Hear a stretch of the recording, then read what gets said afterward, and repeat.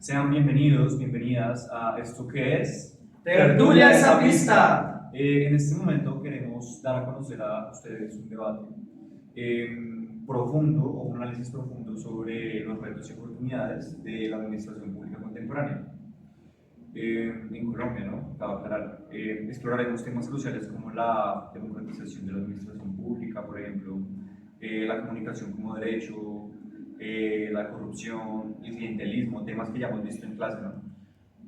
Casos representativos de corrupción, estrategias anticorrupción.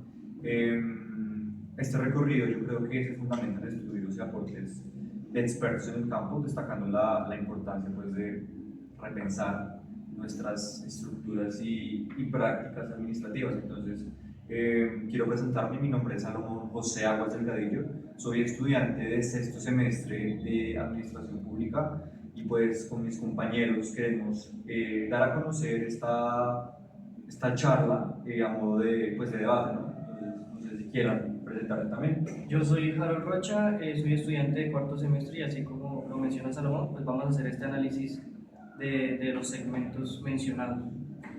Mi nombre es Juan Sebastián Alejo Hinojosa, cursos quinto semestre actualmente en Administración Pública, ESAT, sede central. Bueno, decir a la gente que nosotros vamos a fundamentar este debate, esta tertulia, con base en algunas lecturas que hemos trabajado en el semestre con el profesor Molina en problemática pública, ¿no? No sé si alguno de ustedes nos quiera contarnos acerca de las lecturas que nosotros hemos trabajado y las cuales vamos a utilizar pues, en este momento. Claro, Salomón, nos basaremos en 10 lecturas que van a estar divididas en unos segmentos. El primer segmento es democratización de la administración pública. La primera lectura va a ser la del doctor Jesús María Molina y la lectura se llama Desarrollos y tendencias contemporáneas de la administración pública. La segunda es del CLAP, se llama El siglo XXI, Gestión Pública Iberoamericana. Esas conforman el primer segmento. El segundo segmento está conformado por comunicación pública y tenemos la lectura de Fernando Guerrero Gutiérrez, Derecho a Comunicar y Periodismo Colombiano.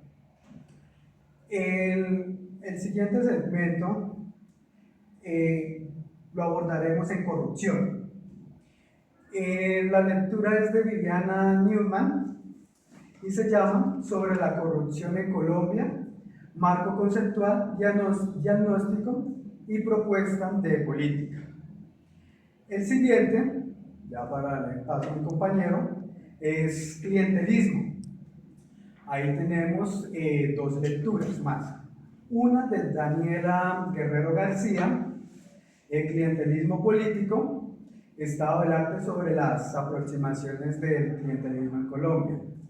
Y la siguiente es de Francisco Leal Buitrago, que se llama El sistema político del clientelismo.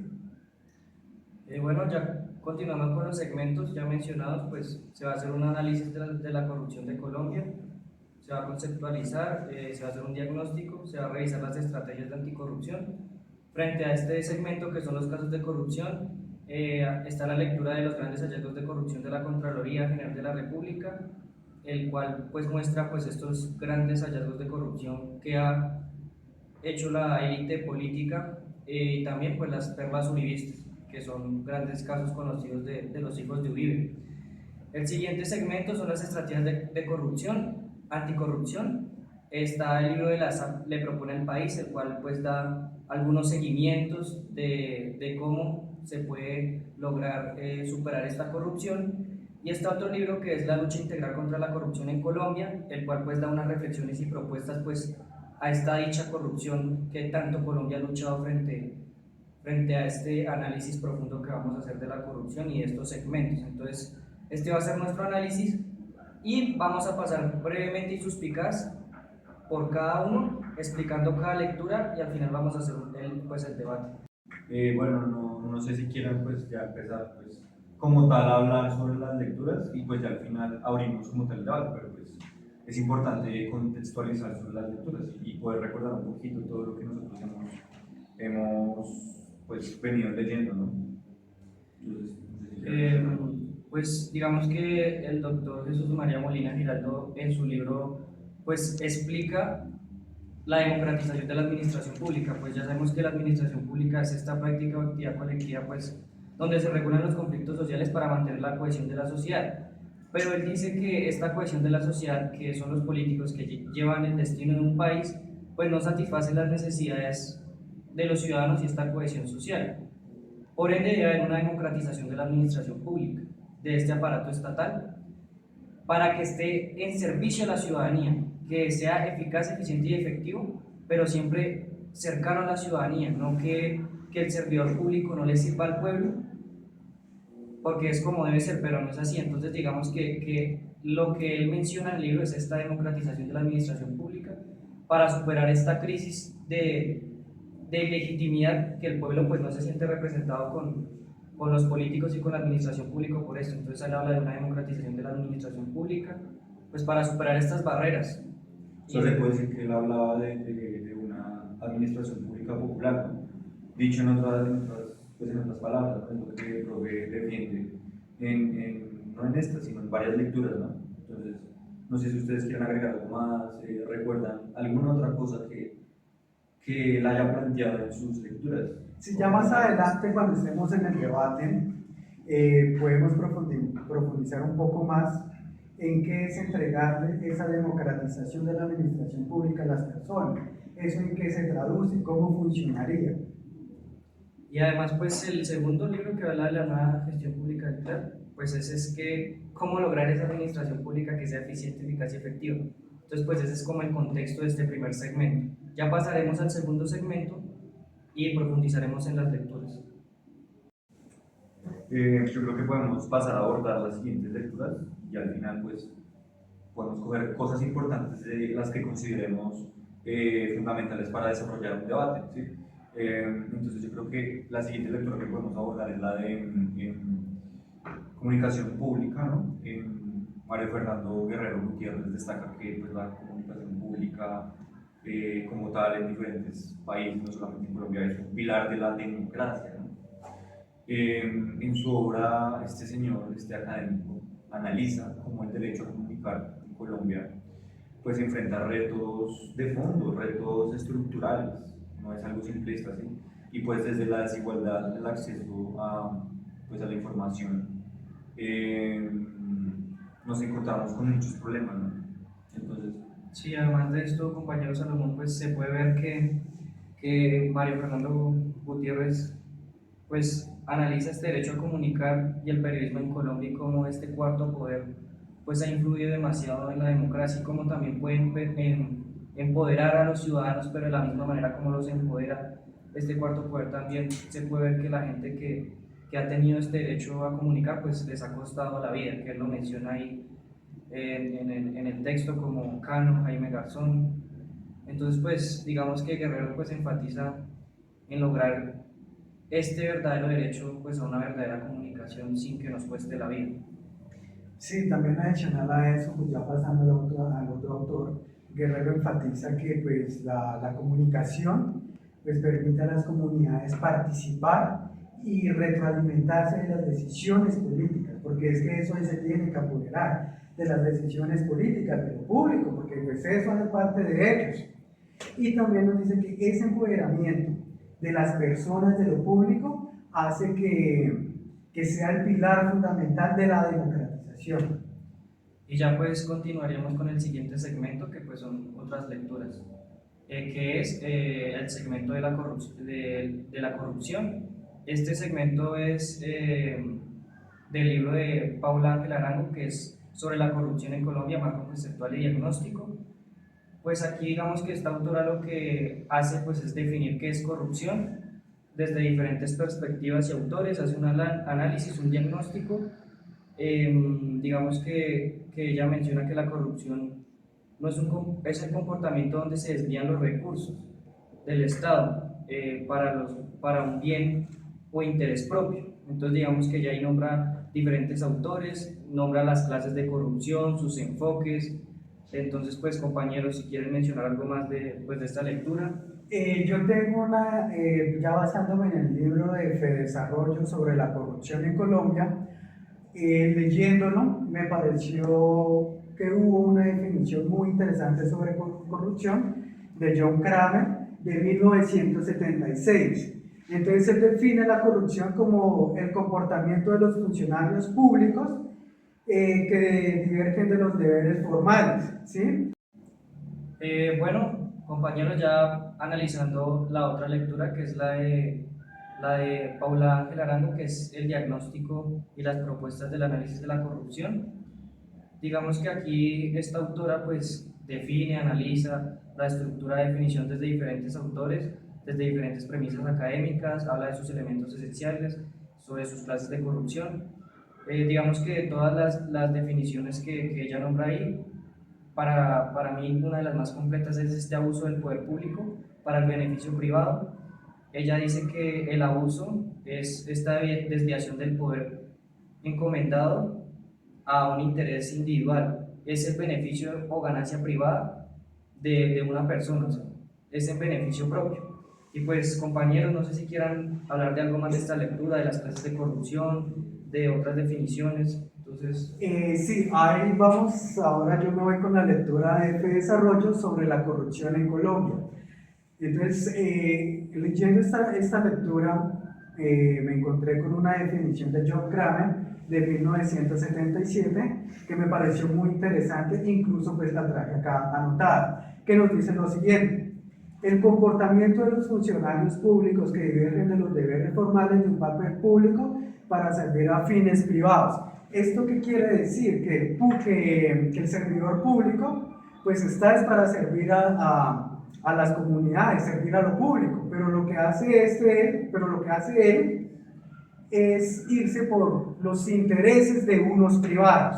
Entonces, pues eso me parece a mí muy trágico. No sé si mi compañero Salomón quiere agregar algo más.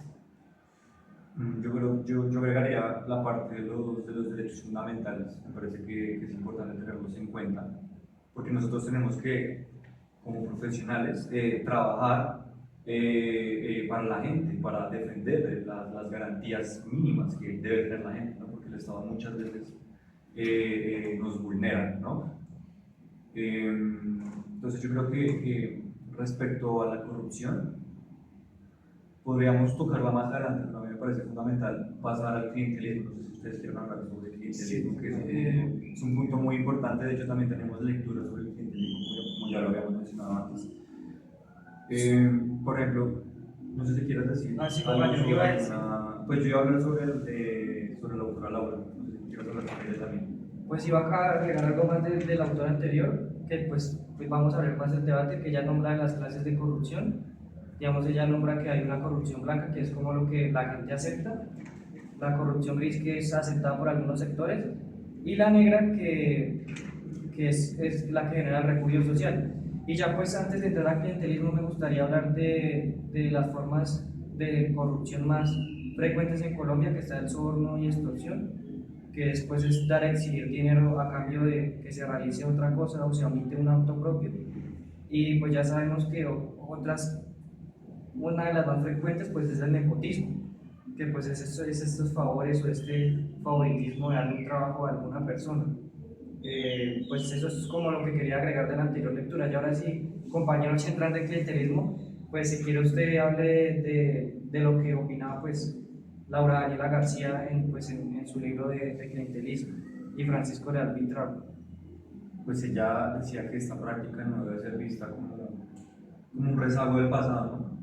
Es decir, debe ser vista como una adaptación de las clases dominantes, de las élites, para mantener el poder, ¿no? Para que el status quo se pueda mantener en el tiempo. También podemos traer a colación a otros personajes, a otros académicos intelectuales, como por ejemplo son Francisco Leal Buitrago, que por su parte pues, argumenta que el clientelismo, aunque distorsiona los ideales democráticos, cumple una función de representación en contextos donde el Estado es incapaz de responder a las demandas sociales. Entonces, en Colombia el clientelismo está profundamente arraigado a las relaciones sociales y políticas, lo que dificulta su erradicación. Entonces, superarlo requiere fortalecer, primero que todo, las instituciones democráticas y garantizar realmente esa democracia que podríamos decir que hoy en día como tal no existe, ¿sí? Porque los ciudadanos no quieren depender de favores para poder acceder a los derechos fundamentales y eso es lamentable, la verdad, en nuestro país, pero pues hay que decirlo. Sí, eso de que usted está hablando en estos momentos de Buitrago me parece muy interesante porque es que se presenta algo muy grande y digamos las poblaciones más alejadas no cuentan con una representatividad del Estado, ¿cierto? Entonces ellos, pues la única forma de verse representados o escuchados es por medio de actores clientelares. Entonces acá yo creo que pues, más adelante lo podríamos retomar para el debate, es si el clientelismo es bueno o es perverso en un Estado democrático.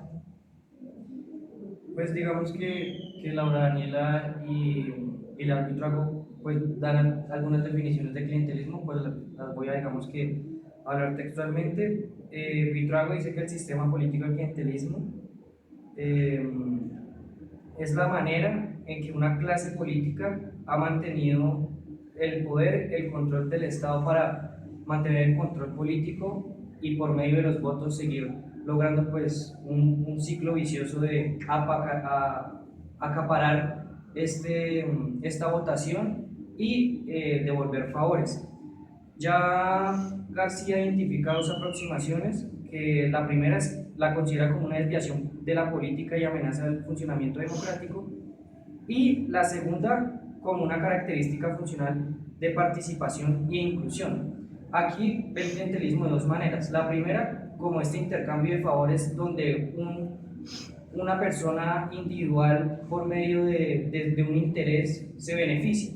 La segunda ve el clientelismo como un beneficio de inclusión, de participación de la ciudadanía. Entonces ahí entraríamos a la pregunta que mi compañero Alejo hace y debate, y es si hay un clientelismo bueno y malo, porque pues está el clientelismo de donde pues hay intereses individuales y hay el clientelismo donde hay una inclusión.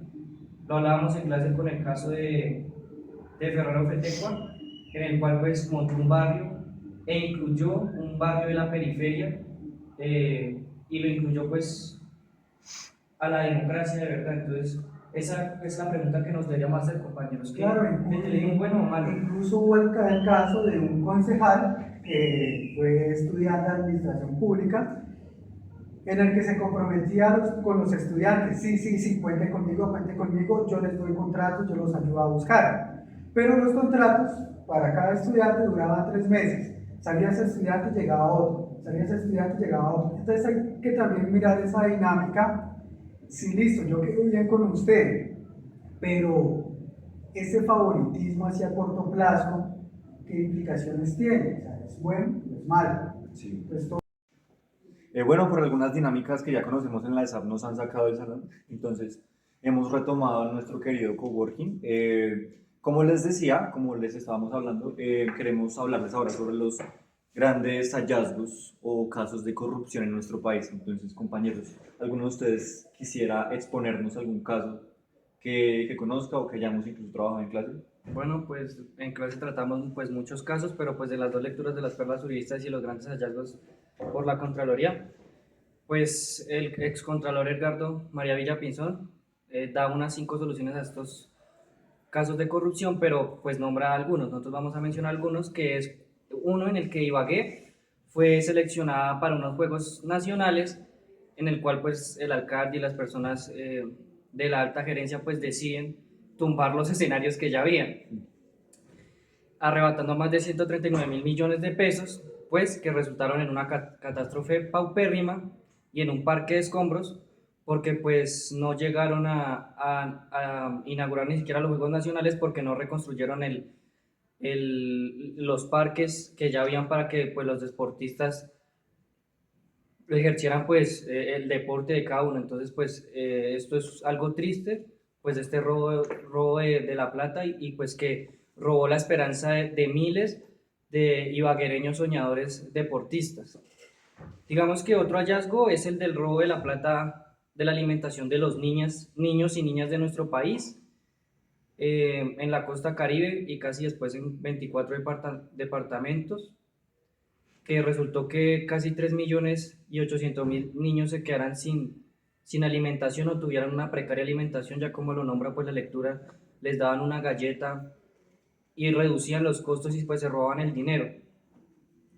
Otro pues el de Electricaribe, cómo se robaban pues la plata de los bienes y servicios públicos. Digamos que la Contraloría General de la República hizo 36.035 hallazgos. Estos 36.000 hallazgos pues de gente corrupta. Se puede decir que esta gente que es corrupta de la alta gerencia se demuestra como una persona íntegra, demuestran toda la falsificación de todos los, digamos, actos administrativos o de estos documentos como si todo estuviera perfecto, o sea, demuestran el acto corrupto como si fuera perfecto, robándose billones de pesos y arrebatándose la vida y esperanza, alimentación, servicios públicos de los colombianos. Entonces, no sé, compañeros, si quieran agregar algo más, digamos, de lo de Uribe, cómo voltearon las tierras y pusieron a valer más. Sí, el caso no solamente de Uribe como tal, sino que es un caso heredado, ¿no? Como sabemos, el hermano de Uribe presuntamente tiene vínculos con paramilitares, los hijos se hicieron ricos, supuestamente vendiendo manillas, pero más allá de eso hay que investigar bien a fondo cómo es que estas personas han utilizado un proceso de desposesión de tierras para poder adueñarse de muchas tierras de los campesinos, ¿sí? Entonces por eso es que hoy en día las dinámicas del conflicto armado son tan complicadas pues hay que recuperar esas tierras de una forma, diría un poco yo, institucional, a manera pues, Y de hoy en día. bueno, compañeros, y ya viendo, digamos, este análisis que ya hicimos de la corrupción, de la democratización de la administración pública, el clientelismo, de estos hallazgos de corrupción que son tristes para nosotros como futuros administradores públicos y dirigentes, vamos ya en el siguiente segmento que es, pues, esta crítica o las estrategias anticorrupción que están en las lecturas, digamos, ustedes qué creen de todo esto que hemos visto y analizado en clase, qué se puede hacer para luchar contra la corrupción y superarla. ¿Creen que se puede superar la corrupción en Colombia? Yo sí creo que la corrupción se puede superar en Colombia, pero digamos, a diferencia de, yo creería que ustedes dos, yo tengo, bueno, ahora, como Harold lo decía, en las estrategias anticorrupción, yo creo que, pues bueno, la corrupción pues, en su totalidad no se puede acabar, pero digamos sí puede haber una disminución considerable de la misma aplicando ciertas medidas fuertes. Por ejemplo, una de las cosas que modificaría es que ¿por qué el Estado tiene que comprobar que esa persona se robó la plata? Tiene que ser al contrario, que el man le demuestre que él no se robó la plata en el mismo tiempo que hay en el vencimiento de término. Eso hace pues que las cosas se agilien otro más. Listo, ¿qué más se compruebe que es corrupto? Propongo, los bienes de él pasen a manos del Estado, los de la mamá y el papá, los de los hijos, los de los hermanos y algunos primos. Con eso lo va a pensar O sea, que dos veces antes de robar. se estaría en contra claramente es un caso de corrupción, pero es diferente, ¿no? No es un robo de dineros del Estado. Pero pues en una animación, unas compañeras nos trajeron a un invitado, que es un concejal de un municipio, no recuerdo el nombre, pero es del departamento del Tolima, ¿no? Entonces este concejal decía que corrupción es solamente cuando se comprueba. O sea, si él es presuntamente corrupto, él puede seguir ejerciendo su cargo como él quiera, hasta el tiempo que quiera, hasta que el Estado o hasta que las autoridades comprueben que él es inocente, ¿sí? O sea, bajo como un fuero de presunción de inocencia. Claro, por eso, y eso es perverso. A mí Sí, me claro, parece perverso. de acuerdo. A mí me parece muy perverso. Pues muchachos, yo creo que más perverso es como la élite política gana las elecciones, ocupan estos cargos públicos y entidades de alta gerencia que tienen en sus manos el destino de la nación y cómo redistribuyen los bienes, ganan interés propio y garantizan la impunidad de ellos mismos a pesar de estos casos corruptos. Yo digamos que basándome ya pues en los libros de, digamos, que en la SAP propone, para superar, digamos, que esta corrupción se tendría que hacer una reforma al Consejo Nacional Electoral. Otra más importante yo creo que es la reforma a la vinculación del personal del sector público, que tiene que ser por concursos. ¿Por qué tan injusto, compañeros, no creen que es injusto que el ministro y los directores de departamento administrativo sean elegidos por el presidente y no por actos meritocráticos? Sí. No, de hecho yo creo que es importante profundizar en eso que tú dices de la reforma al CNE, al Consejo Nacional Electoral. ¿Cómo es posible que estas personas, o sea, realmente el Consejo Nacional Electoral es representación de los partidos políticos en un cargo importante para juzgar diferentes actores políticos, ¿no? Pero pues uno se pone a ver, ¿y estas personas cómo las llaman? ¿Cómo se les llaman a las personas que trabajan en el centro, en el CNE? ¿Sí? Se les llaman magistrados, ¿cierto? Y pues deberían llamarles consejeros. ¿Por qué tienen que cumplir la misma función que una persona que trabaja en la Corte Suprema de Justicia, por ejemplo? ¿Sí? Entonces deberían darle menos poder a estas instituciones que realmente son repartidas por los partidos políticos. Entonces, hasta que eso no acabe, yo creo que se va a seguir politizando más el Estado. Sí, yo creo que más allá, digamos, de reformar y hacer más reformas, o sea, porque Colombia es un país, esto se pone a ver, muy reformista y tiene demasiada normatividad. Politizando para mal, ¿no? Porque obviamente lo político siempre es necesario. Sí, sí, y tiene demasiada normatividad. Usted se pone a ver el Código Penal, ese tipo de cosas, y pues las normas están. ¿Qué es lo que pasa? Pues que no se cumple. Y tiene que haber un man fuerte que las haga cumplir. Esa es la solución que yo veo. O sea, me traduzco ¿qué? En una dictadura. Pero en una dictadura a lo pro Putin. Un man que piense en el país, no que empiece en sí mismo. Muchachos, yo creo que más aparte, digamos, que lo que dice mi compañero Alejo, yo el problema de la corrupción en Colombia y de los hallazgos de la corrupción, el más grande que veo es de la financiación de las campañas. Porque, digamos, el caso más cercano es el de Odebrecht, como estas empresas, pues, se quisieron meter acá en la política porque acá uno se lanza como presidente y ustedes saben que por una cantidad de votos que usted saque, usted le vuelven un dinero. Y esta es contrario porque usted, la ley 1474 de 2011 habla de que usted saca una cantidad de votos y le devuelven más dinero del que usted invirtió. Y eso se pudo ver en la campaña de Petro y en la campaña de Rodolfo Hernández. Ellos invirtieron en su campaña, pero se les devolvió más dinero del que habían invertido. Entonces, digamos que las campañas políticas en Colombia se vuelven un negocio corrupto. Entonces, yo creo que las soluciones a esta corrupción se tienen que hacer por medio de reformas profundas y no por medio de mano fuerte, porque la mano fuerte trae problemas. Ya vimos todo lo que ha pasado en nuestro país, que la guerra contra el narcotráfico, eso solo genera más guerra y más problemática, más corrupción.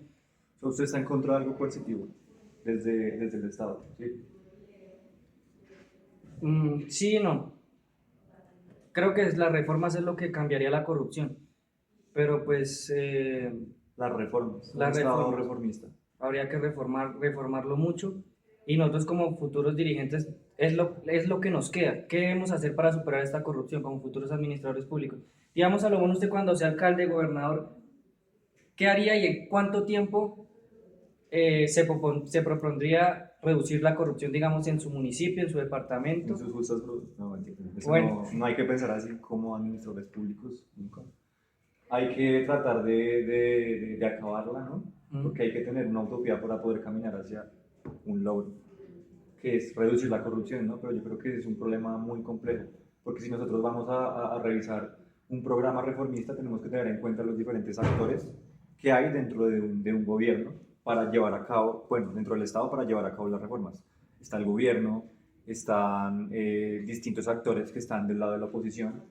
Tenemos que ver los tres poderes, porque los tres poderes juegan un papel fundamental a la hora de realizar reformas.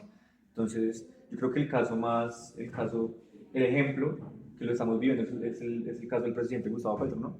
¿Cuántas reformas el gobierno del presidente Petro ha tratado de pasar y cuántas le han pasado? Y las que han pasado porque, pues, en las cámaras o en el Senado, pues, les ponen micos. Pues porque claramente el sistema político dominante, pues no va a ser tan fácil. Entonces Yo creo que eso se puede mover más desde lo popular. ¿Ustedes qué piensan? Pues vea, hay una lectura muy interesante de Alfonso López Pumarejo que se llama Los partidos políticos. En ese libro, o en ese texto, muestra cómo la oposición debe hacer la oposición. O sea, tiene que ser una oposición pensada en el país.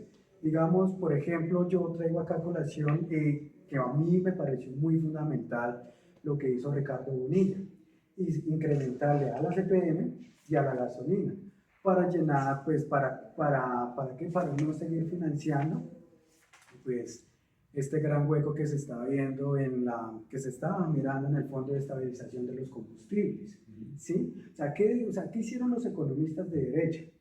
Aplaudieron a Bonilla y dijeron, eso se tiene que hacer. ¿Qué salió diciendo, por ejemplo, Miguel Uribe Turbay?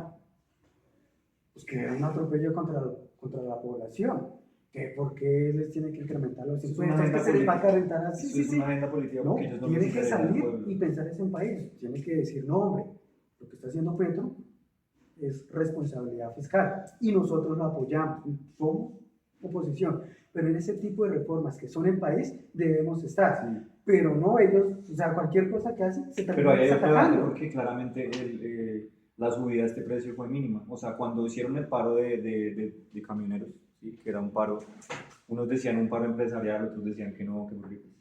Pero hay que ver quién tiene los medios de producción. Entonces, a la final podemos decir que sí es un paro empresarial, ¿no? Porque las personas que trabajan allí están coercionadas. Más allá de eso, yo creo que ustedes habrán enterado, ¿no?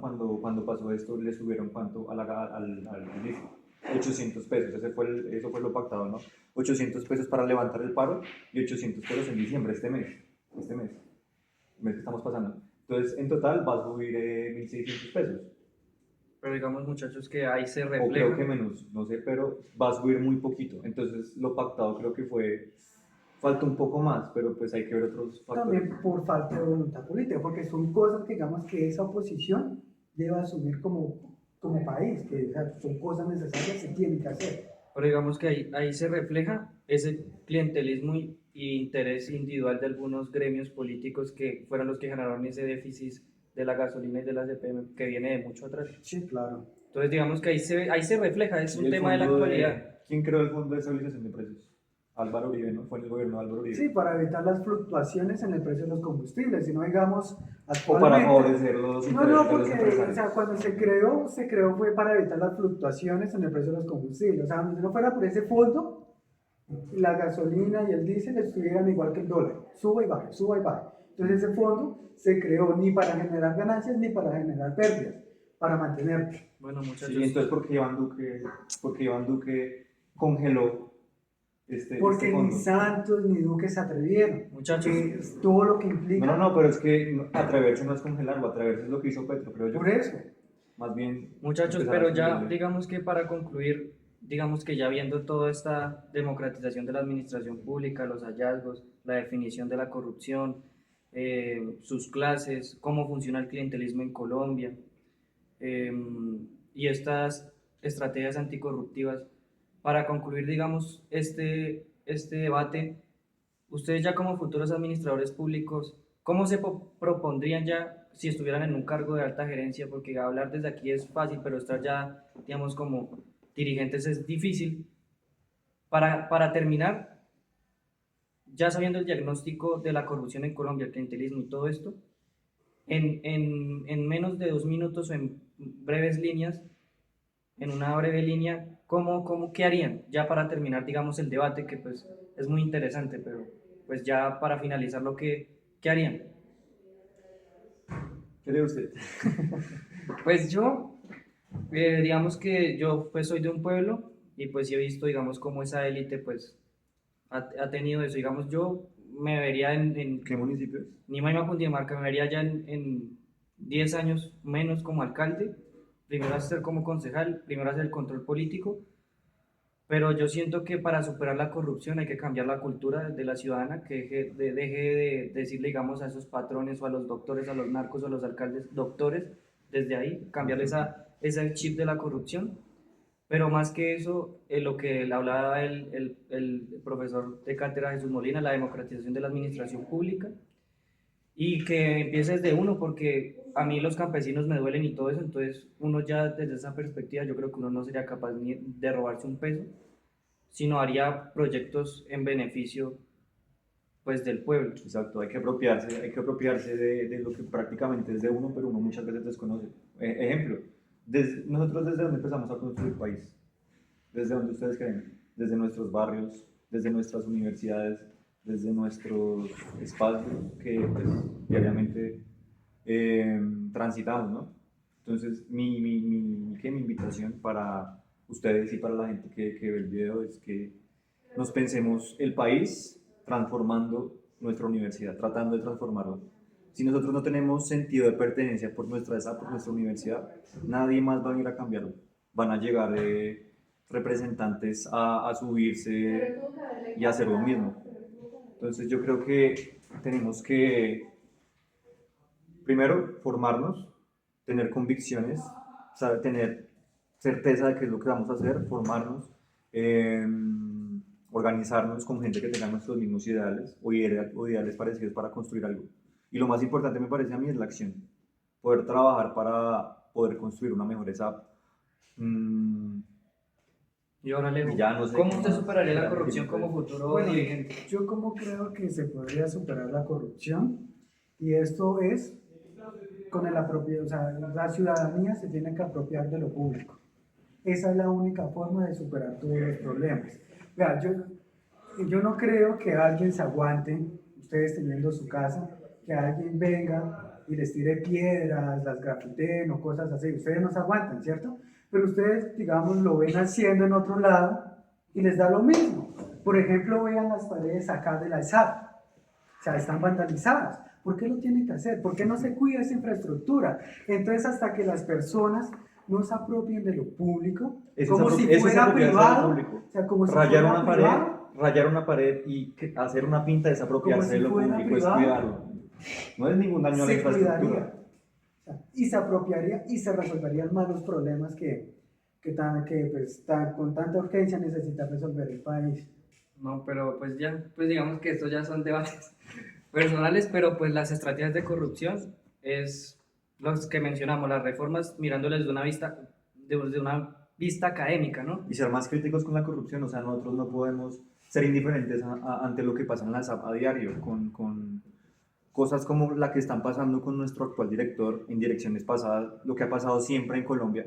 No podemos ser indiferentes ante eso y quejarnos ante una pinta o quejarnos ante diferentes cosas disruptivas que hacen los estudiantes. Yo creo que estamos trasladando la problemática a donde no es. Y se puede ver, digamos ya para finalizar, ahora sí propiamente se puede ver que en la ESAP, ya como estudiante se ve el clientelismo, la corrupción, no se ve para nada esa democratización de la administración pública que habla el profesor Jesús Molina, no se habla y se reafirma todo lo que se ve en las 10 lecturas que propusimos.